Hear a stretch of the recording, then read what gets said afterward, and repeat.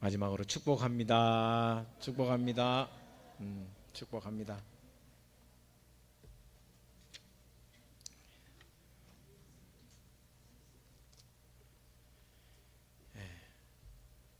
세월은 참 뉴스와 같다 이런 생각도 많이 하고 너무 빨리 지나가니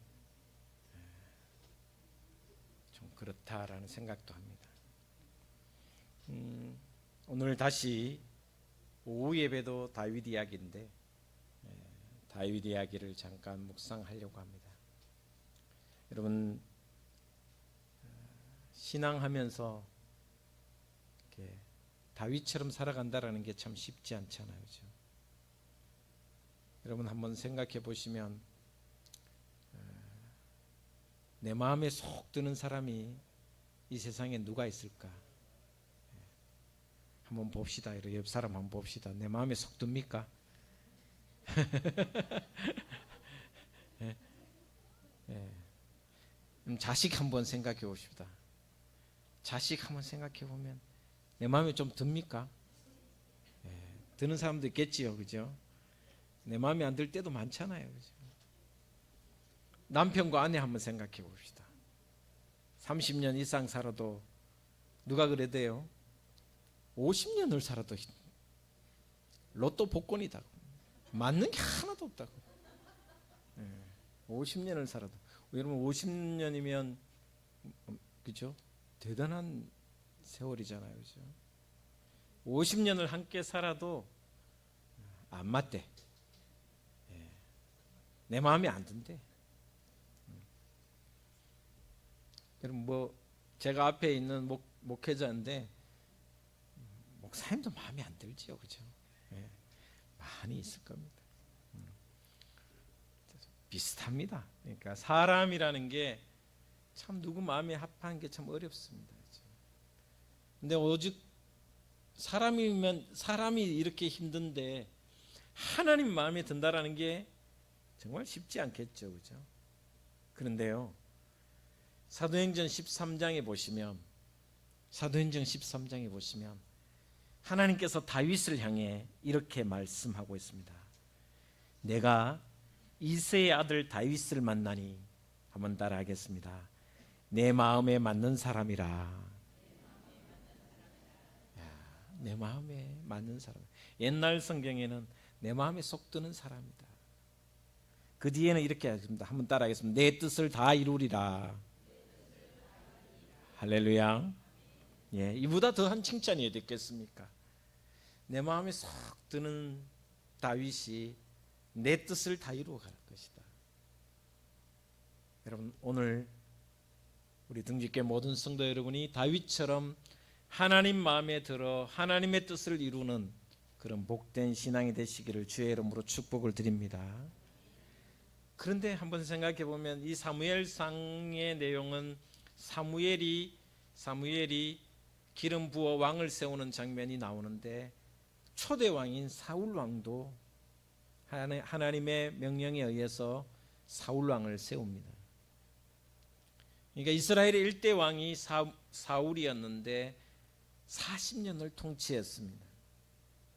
그리고 2대 왕인 다윗도 사무엘이 기름 부었는데 40년을 통치했습니다.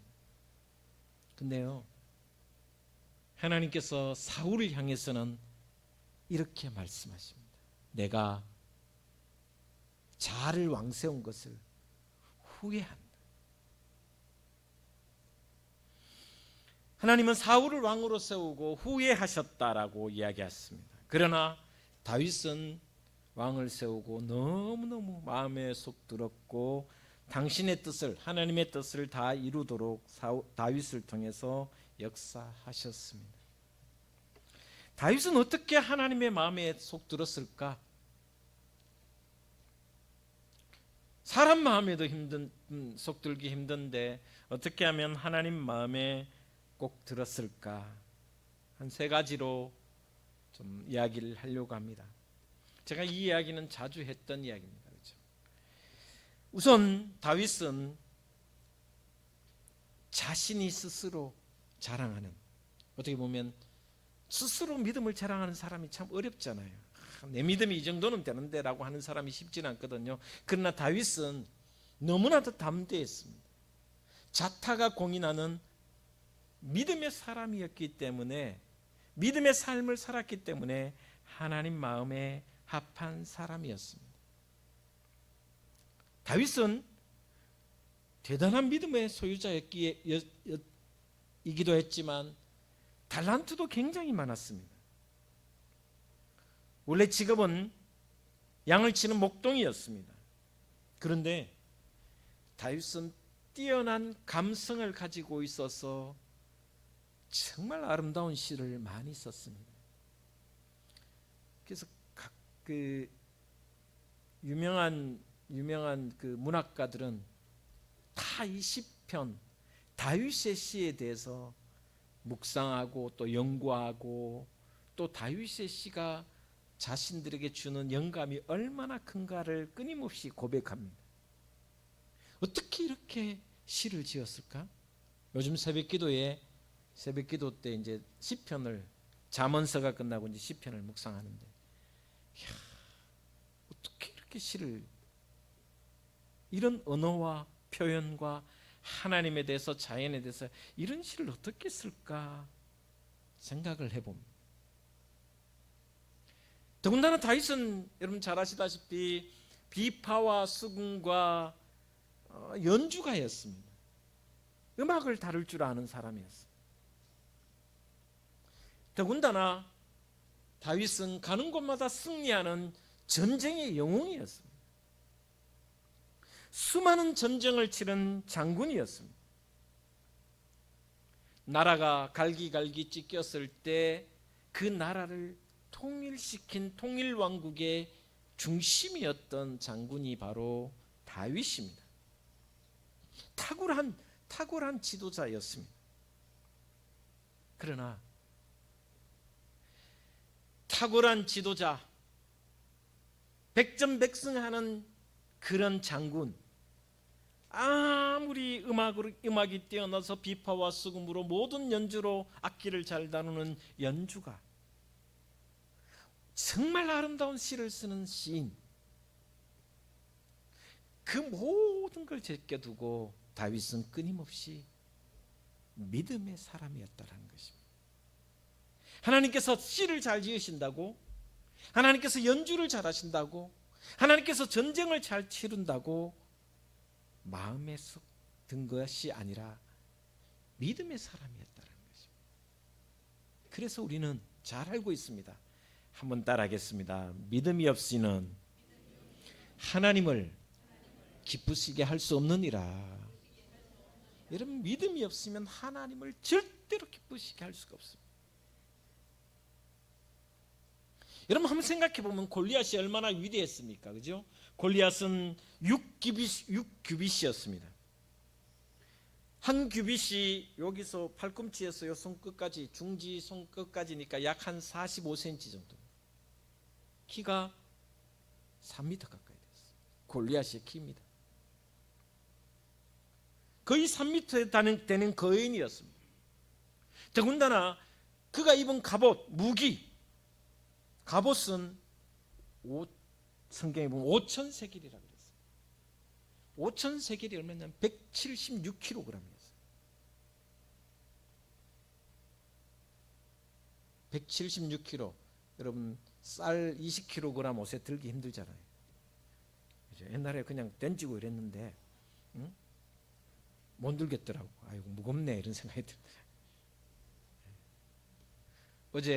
어제 우리 임진섭 집사님이, 우리 임효석 집사님은 아직 다쳐가 못 움직이고 이렇게 복도에 전등을 다 갈았거든요.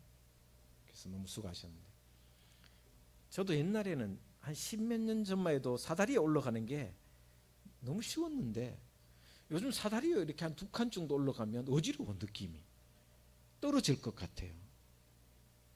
우리 후배 목사님이, 거기도 신목사인데 경북로에 삼신이 있어요.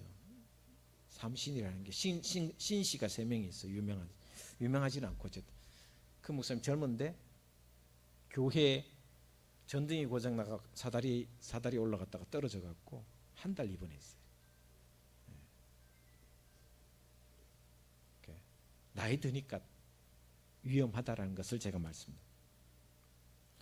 176kg이라는 엄청난 갑옷을 입고도 자유자재로 뛰어다니고 무기를 사용했습니다. 그런 골리앗이 지휘하던 블레셋 군대는 천하무적이었습니다.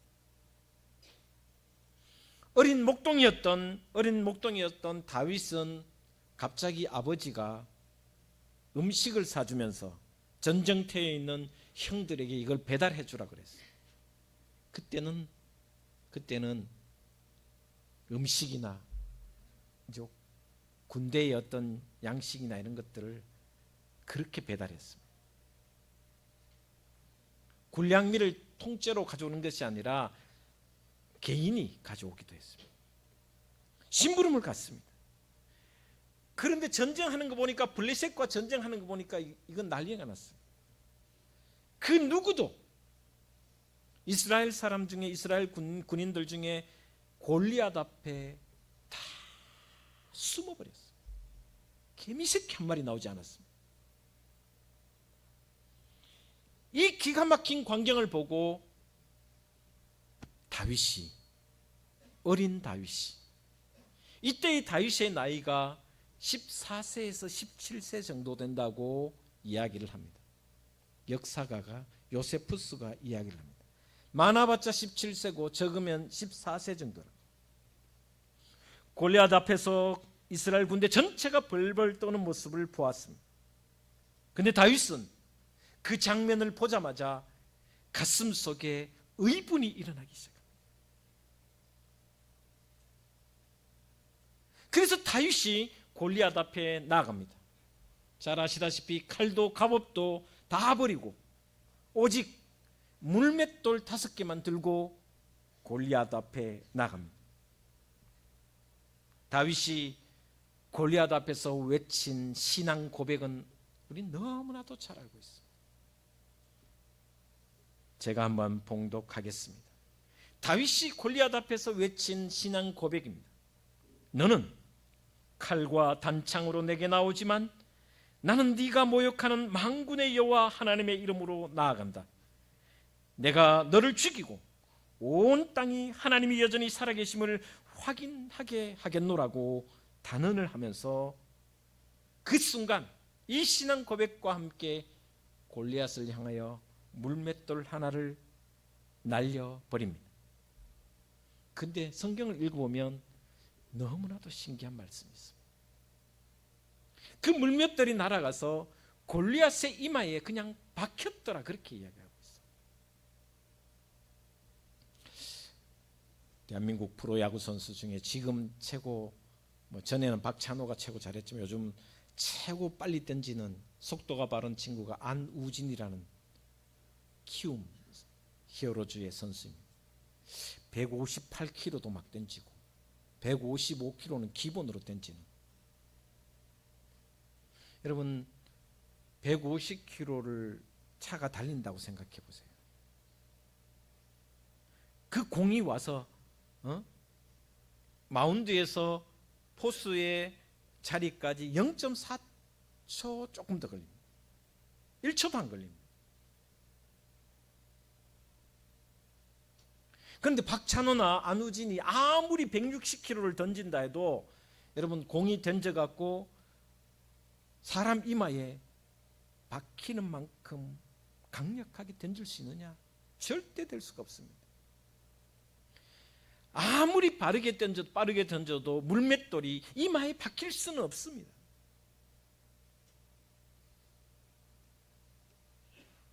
그런데 소년이었던 14세에서 17세밖에 되지 않았던 이 다윗이 던진 물맷돌이 골리앗의 이마에 그냥 정확하게 꽂혀버렸다는 거죠. 저는 이 말씀을 읽으면서 어떤 생각하냐, 이건 불가능해가 아니고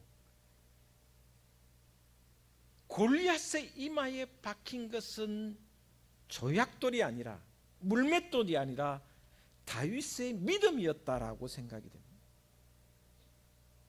믿음으로 던진 물맷돌이 골리앗의 이마에 박혀 쓰러졌습니다.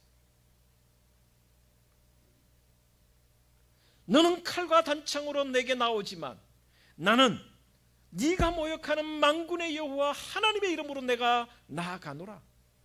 그래서 그 물맷돌 하나를 들고 믿음으로 던졌습니다.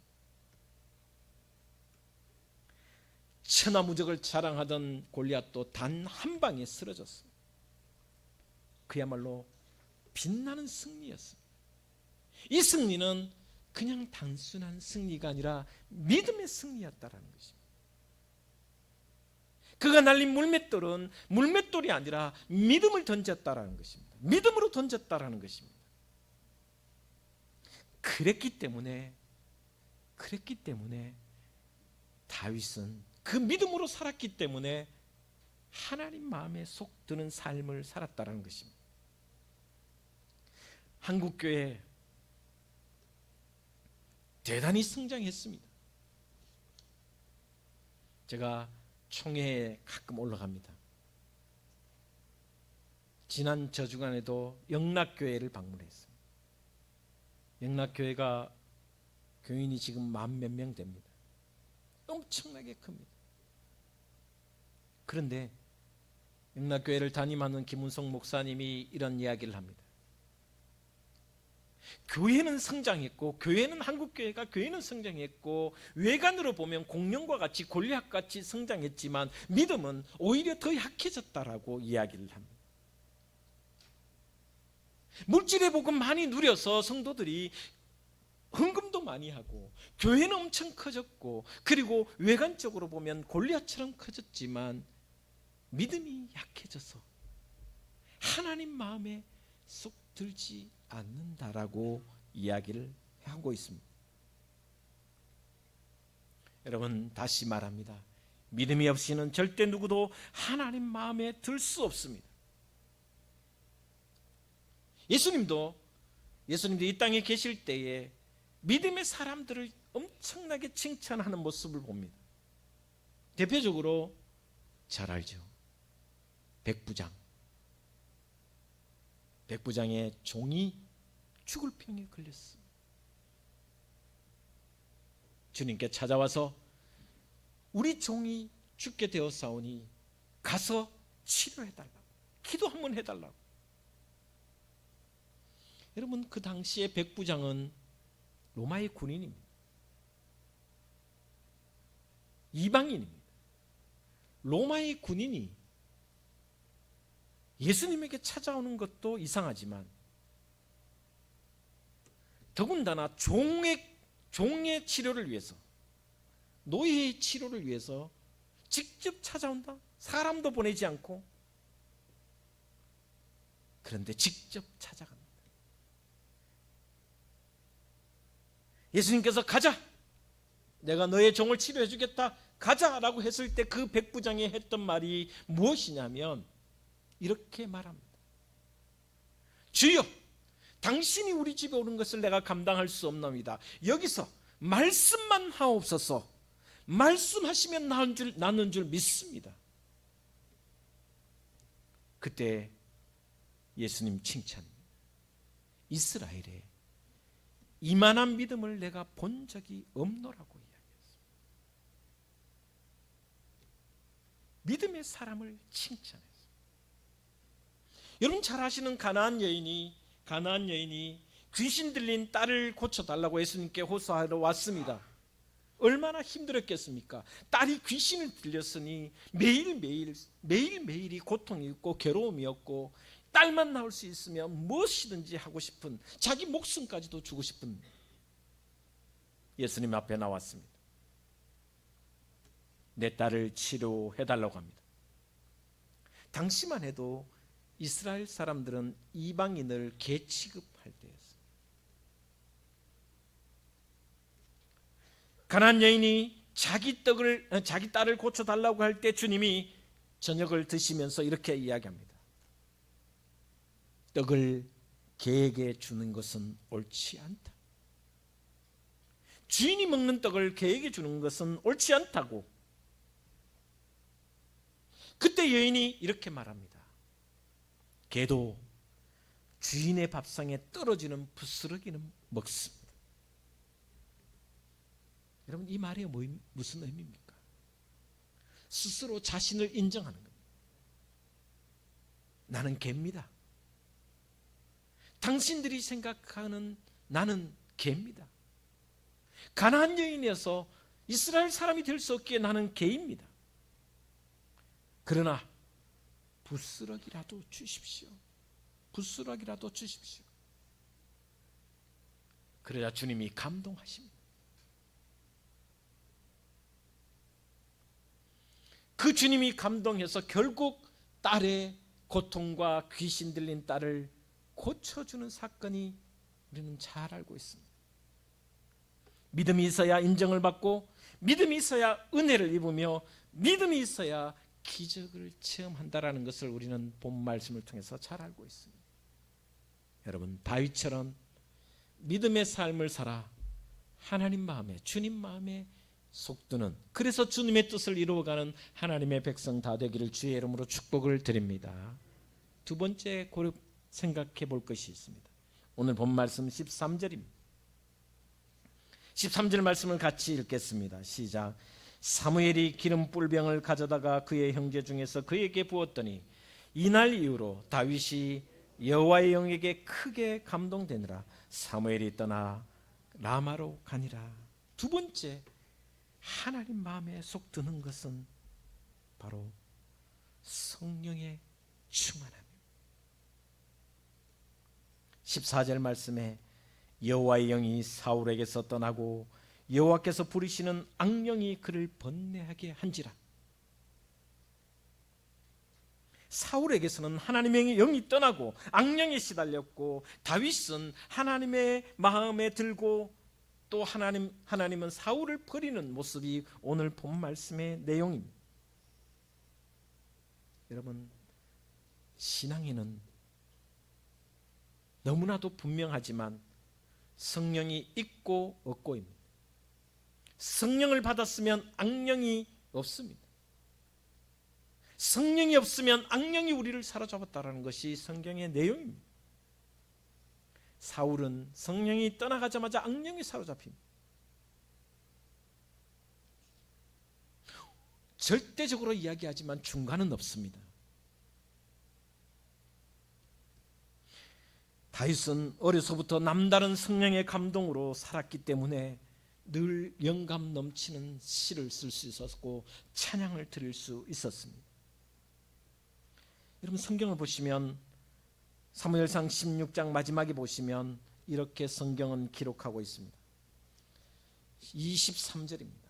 하나님께서 부리시는 악령이 사울에게 이를 때에 다윗이 수금을 들고 와서 손으로 탄즉 사울이 상쾌하여 낫고 악령이 그에게서 떠나니라.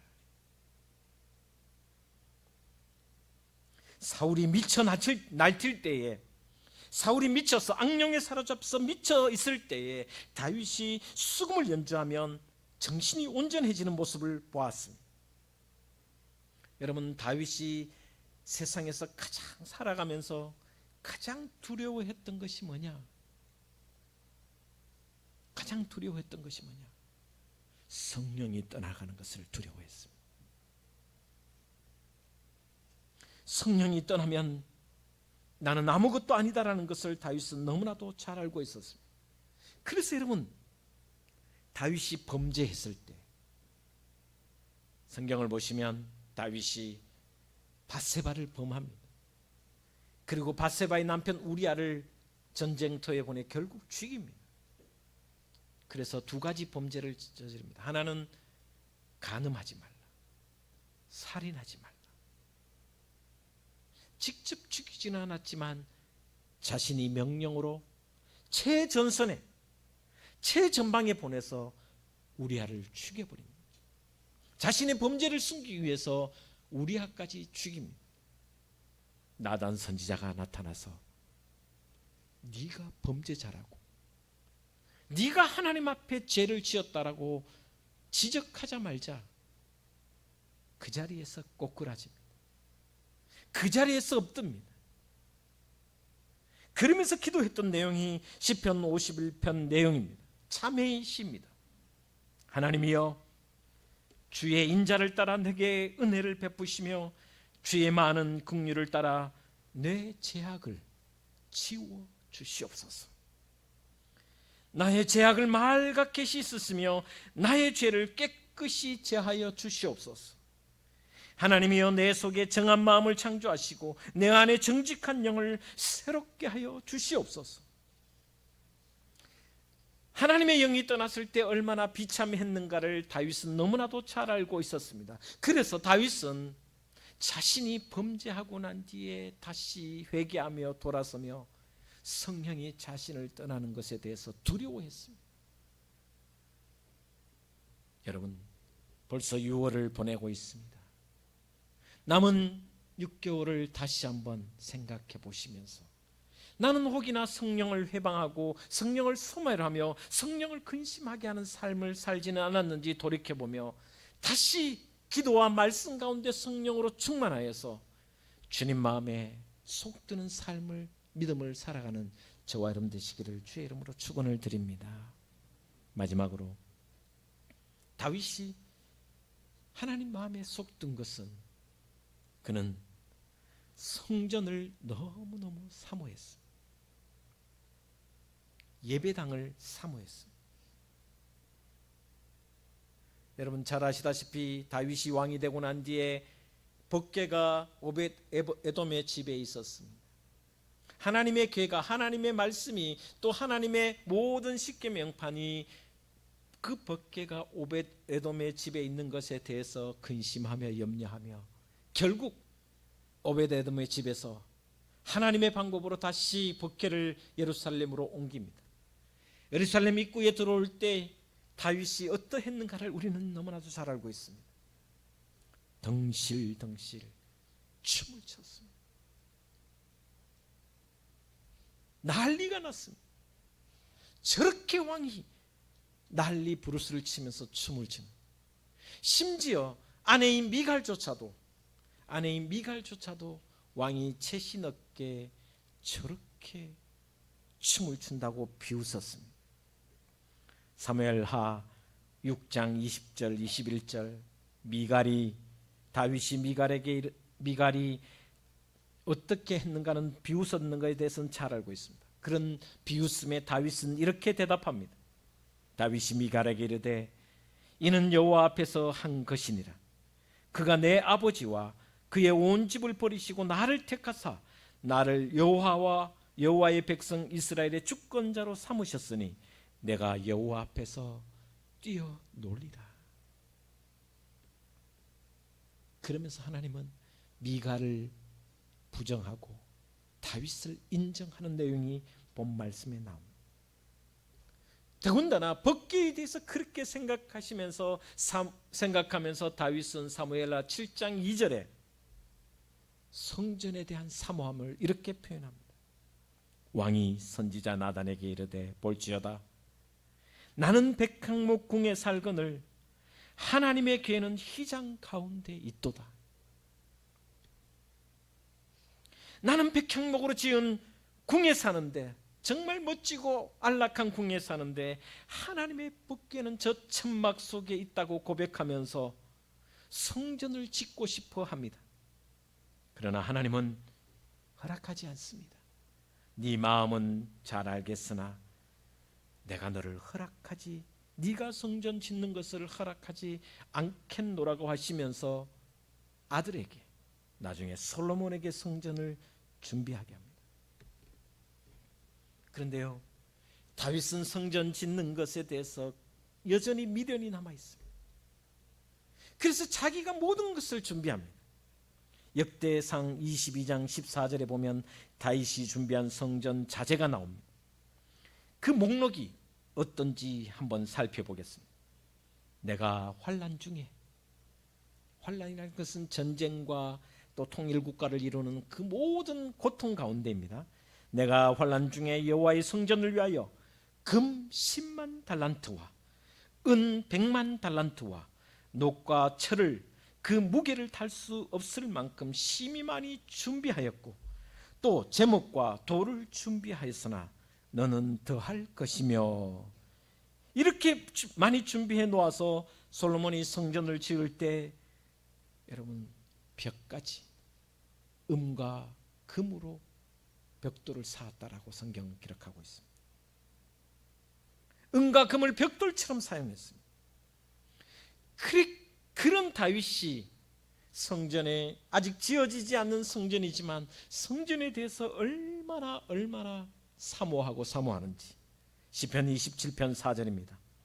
내가 여호와께 바라는 한 가지 그것을 구하리니 곧 내가 내 평생에 여호와의 집에 살면서 여호와의 아름다움을 바라보며 그의 성전에서 사모하는 그것이라. 다윗의 평생 소원 한 가지가 뭐냐? 성전에 사는 것이라.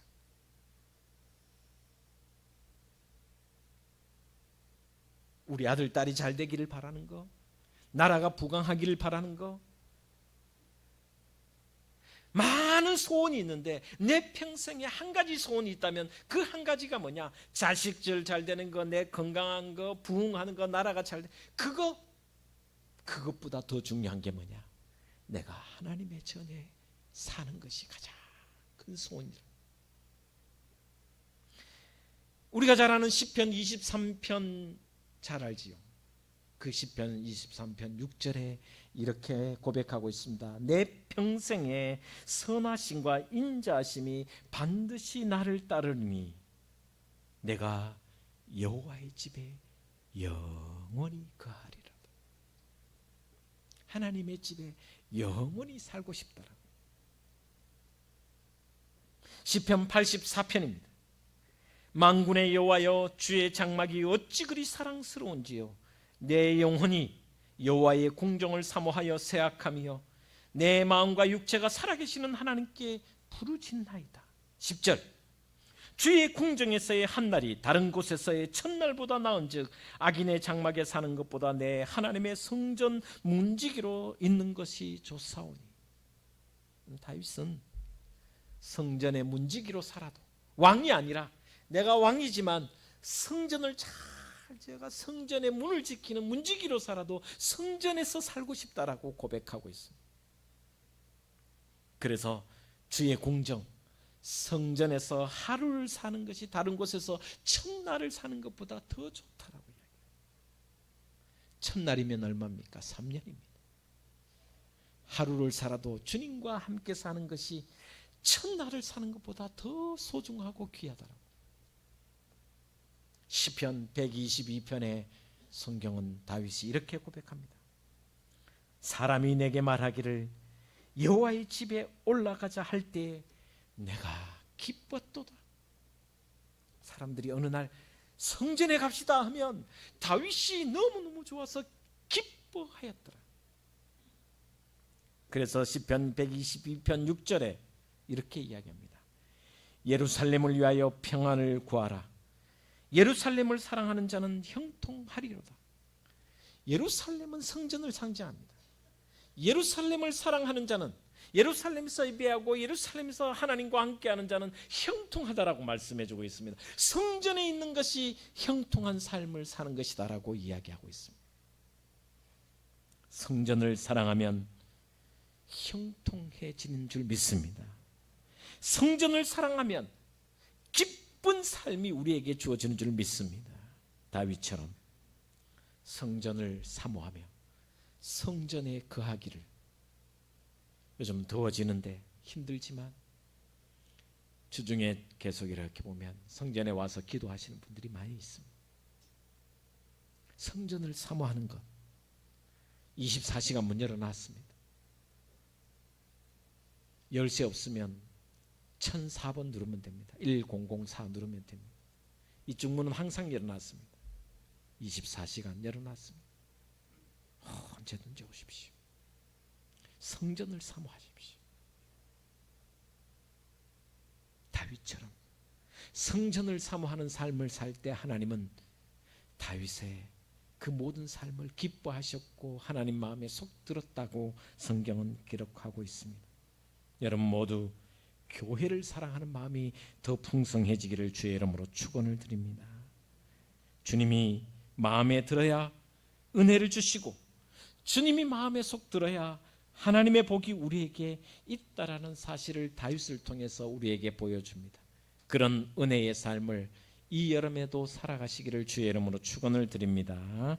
기도하겠습니다. 하나님,